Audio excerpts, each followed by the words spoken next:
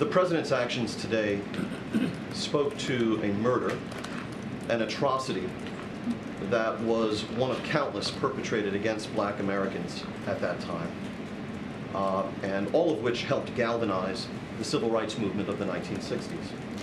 My question is this: does President Biden believe that systemic racism is a prevalent or defining feature of American life today? When the president walked into this administration, and I've said this many times before at this podium, he talked about 4 crises that this country was facing and in what ways we needed to move forward. One of them was the climate change crisis, and the president has taken historic action to deal with the climate change, to make sure that we deal with an issue that is affecting not just us here in this country, but globally. And you've seen this.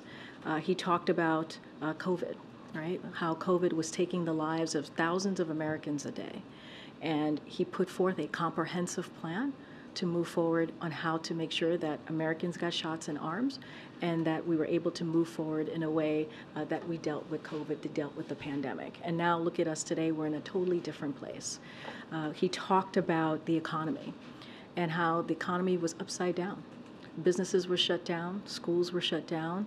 We were in a completely different place because of the lack of action that the last administration took. And the president took action, Democrats took action, we passed the American Rescue Plan, and now we're in a place where we've created more than 13 million jobs. We're in a place where wages are up, inflation is coming down, it's easing, and we have talked about Bidenomics, the president's plan, and how it's moving this country forward. And last but not least, obviously, he talked about the racial injustices that we're seeing. He talked about systemic racism. He's talked about this many times. He mentioned this earlier today when he talked about Emmett Till and the monument that he signed. And so this is an issue, a question that the president has dealt with in a serious way. On the federal level, signing an executive order very early on in the days of his administration to make sure that we have a federal government that moves forward in an equitable way.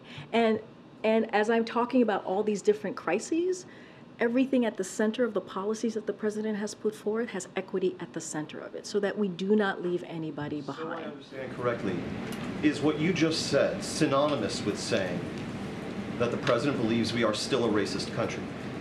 What the president believes is that we have to deal with racial injustices in this country, that we have to deal with it in a real way, that we have to create a situation where, and he does this with his policy, that there's equity at the center of everything and that we do not leave anybody behind. And so that is what's important, and he has shown that by action. All right, I'm going to keep going. Go ahead, Lynn.